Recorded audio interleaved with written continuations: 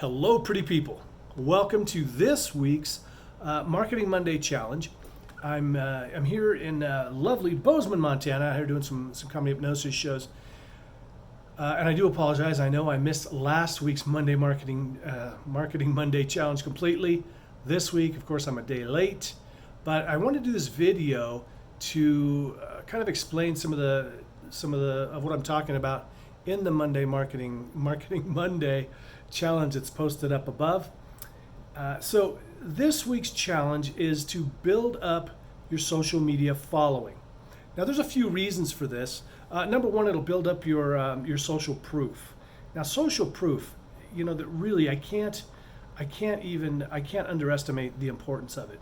If just for instance, if you clicked over to somebody's, if somebody's following you, for instance, and I got to tell you, most of my business, my hypnotherapy business, comes from Facebook. It's people that find me on Facebook, and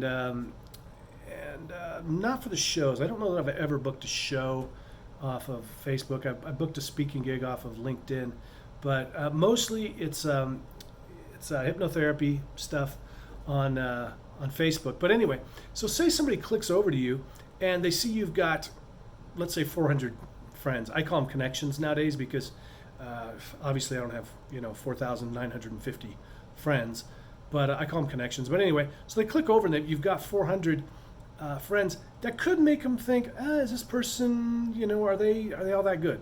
I don't know. Especially if it's pages, but I'll get to pages in just a minute for Facebook.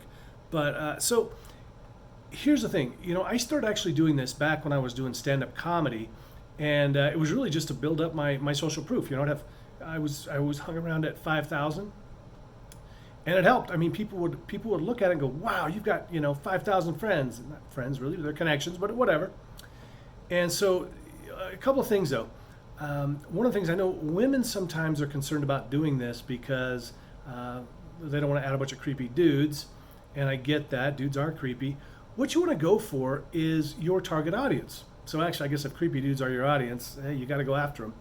But so go after your target audience. Now, what I did when I first started out, I'll be honest, I just added pretty girls, attractive women, and that wasn't the best strategy because that's not necessarily my target audience.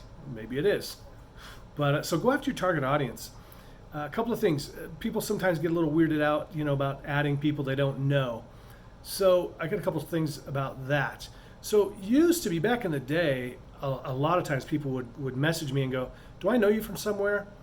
And they don't do that very much anymore. I think people just sort of either accept or don't accept. When they do that nowadays, I mostly just delete them because I'm like, I don't want to explain. So I just delete the request. Sometimes, and if you're kind of maybe weirded out about, they're gonna, because they may send a message. I think this was the case too back in the past, maybe not as much anymore, but they'd send a message to your friend that you have in common and go, "Hey, why are they adding me?" I've had a few of those. But so what you can do if you want to avoid that is you click on your friend, and then you click on one of their friends, and then you click on their friends. So there's going to be 0 connections. Now, you won't get as many people accepting, but you will get, but at least then they can't really trace you and alert your friend that you're friending people that you don't know. I think especially if you're a woman, they're probably not going to care. Guys, women are a little bit maybe less likely to accept our requests. But I mean, really, I'd say most of the time people accept my requests. But we also have a lot of friends in common sometimes. So look for your target audience, click on them. You can also go with those ones that are suggested.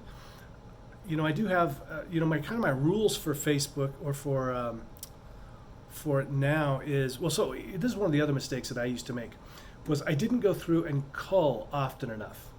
And I'll tell you, the thing is, so you'd get, maybe had 4,950 people on there, but a lot of them, of course, are not engaging because they accept your friendship and then they just unfollow you immediately. What I always try to do now is once I friend somebody or accept a friendship, I'll go through and like a few posts at least.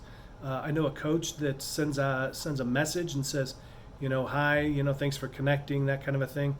I would avoid those things where you kind of do that whole send your resume kind of a thing. Hey, look, I'm Jim, and I do this, and I do that, and I do that, and if I can ever help you, let me know.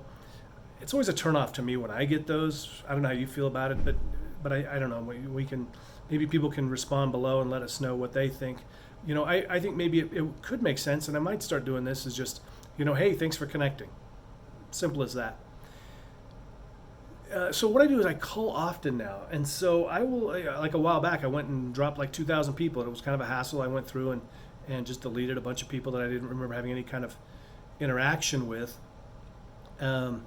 But another good strategy is on birthdays. You could just, when you get the alert that it's somebody's birthday, you go through your list of birthdays, and just, if you haven't had any interaction with these people, just delete them. My new rule is that I only keep actual friends, actual colleagues that I like or interact with at least, or maybe they're people I admire. Who else do I keep? People that I may want to learn from, people I want to date, maybe. It's up to you. Or what else?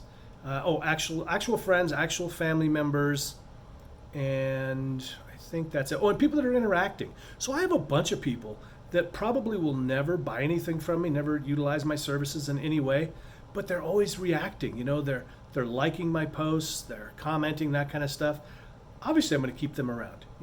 They're good for engagement, and they're probably nice people. I've made friends with a number of people off of Facebook.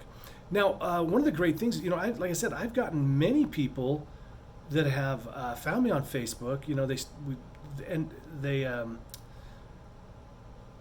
Sorry, I lost my train of thought. Oh, so one of the things though is be careful, because I've had a number of people who don't interact at all with me, and then all of a sudden they send me a message and say, I've been wanting to quit smoking. I've been following you for years, so I knew when I wanted to quit, I knew I had to call you. I was like, whoa.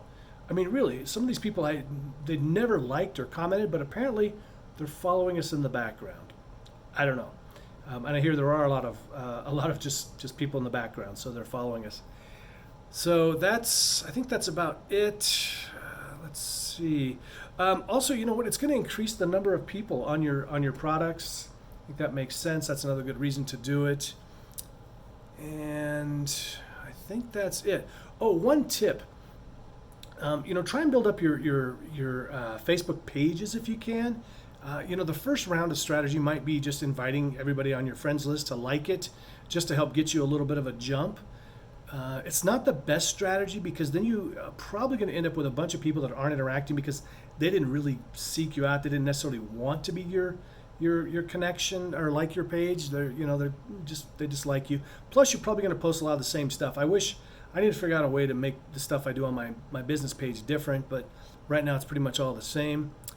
But you can also, post something really good on your business page, and then share it to your personal page, and that'll increase engagement for your business page.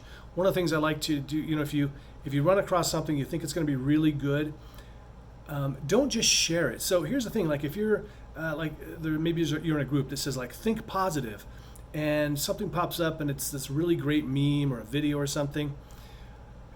The way it works now is like if you share that, say you share it, it's really going to show up as shared so you share it, it's going to show up as you shared this, Thinking Positives page.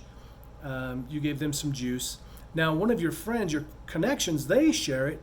Suddenly you're out of the game now. It's just going back to the original. So what I'll do is I will download that meme. Sometimes I'll even download the video, or at least find out the original source, and put that on my business page, and then share that to my my regular page. So anyway, this has gone way longer than I wanted to. I hope it's been helpful. Let me know. Comment below. What are your tips and strategies? Because Lord knows I am not an expert in this. I just know what's worked for me. So yeah, hey, take care, be well, be awesome, and remember, your success is my success.